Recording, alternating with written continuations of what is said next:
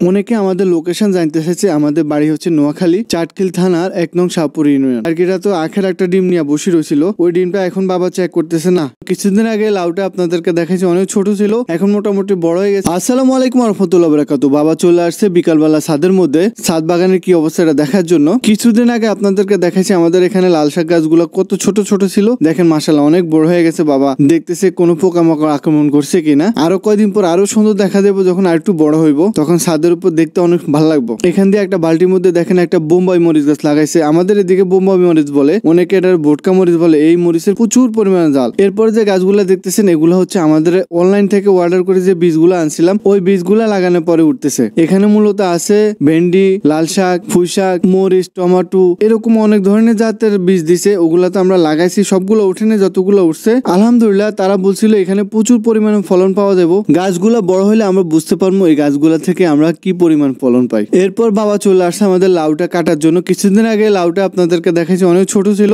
এখন মোটামুটি বড় হয়ে গেছে। এই কারণে বাবা লাউটা কাটিয়ে নিতেছে আমাদের ঘরে আজকে রান্না করার জন্য। তারপর বাবা চলে আসছে আমাদের পুরান সেটআপে টার্কিটা দেখার জন্য। টার্কিটা তো আখের একটা ডিম নিয়ে বসে রয়েছিল, ওই ডিমটা এখন বাবা চেক করতেছে না, ডিমটা ফুটবো না, নাড়াচাড়া করছে। ডিমের ভিতরে একটা শব্দ হইতেছে, মানে নড়তেছে, মানে ডিমটা নষ্ট হয়ে গেছে। এরপর বাবা টার্কিটা নিচে নামা দিছে, কিন্তু টার্কিটা বারবার উপরে উঠে যাইতে চাইতেছে। তারপর বাবা চিন্তা করলো না, এটা যদি এভাবে এখানে বসা রাখি তাহলে সহজে ডিম পারবো না। বাবা টার্কি খাঁচাটা নিয়ে গেছে যাতে টার্কিটা খুব দ্রুত আবার ডিমে চলে আসে, কিন্তু ওই টার্কিটা আবার যায় জায়গায় বসে রয়েছে। আমি জানি এরকম 2-3 দিন করবে, এরপর ঠিক হয়ে যাবে। অনেকে আমাদের লোকেশন জানতে চাইছে। আমাদের বাড়ি হচ্ছে নোয়াখালী চাটখিল থানার 1 নং শাহপুর ইউনিয়ন। আমরা রেগুলার আমাদের এই বাজারে এই দোকান থেকে মুরগির জন্য খাদ্য নিয়ে থাকি। এখানে আলহামদুলিল্লাহ সব ধরনের খাদ্য আমরা পাই, যেহেতু গ্রাম অঞ্চল, তারপর ওই তুলনায় অনেক ভালো কোম্পানির খাদ্য এই দোকানে পাওয়া যায়। তারপর বাবা চলে আসছে আমাদের কবুতর লফটে। কবুতর লফটে আসার কারণ হচ্ছে আমাদের কবুতর গুলা তো বাচ্চা রাখি আবার ডিম দিয়ে দেয়। এখন কবুতরের বাচ্চা জোড়া কিন্তু মোটামুটি বড় হয়েছে। এখন যদি বাবা কবুতরের বাসাটা পরিষ্কার না করে তাহলে আবার ডিম দিয়ে দিব, তখন আর পরিষ্কার করা যাবে না। পরে কবুতরের বাসার মধ্যে পোকা টোকা হয়ে যাবো। আর সামনে শীত, যদি ঠিক মতো পরিষ্কার না করে অপরিষ্কার থাকে তাহলে বিভিন্ন ধরনের রোগে খুব দ্রুত আক্রমণ করবে এদেরকে। তাই বাবা কবুতর বাসাটা পরিষ্কার করা শুরু করছে। আর দেখে যে অনেকগুলো তেলা পোকা, বাবা আস্তে আস্তে করে ঝাড়ু দিয়ে মারা শুরু করছে। তেলা পোকা গুলাকে মারি, এরপর সাফ করে সুন্দর মতো আবার আনি কবুতর বাসাটা জায়গা রাখি দিছে। আর যে বাচ্চাগুলা বাইর করা হয়েছে ওই বাচ্চাগুলারা জায়গার মতো রাখি দিছে। আশা করি ভিডিওটা ভালো লাগছে। যদি ভালো লাগে লাইক কমেন্ট শেয়ার করতে ভুলবেন না, চ্যানেলটা সাবস্ক্রাইব করবেন। ফেসবুক থেকে দেখলে অবশ্যই ফলো করবেন। আল্লাহ হাফেজ।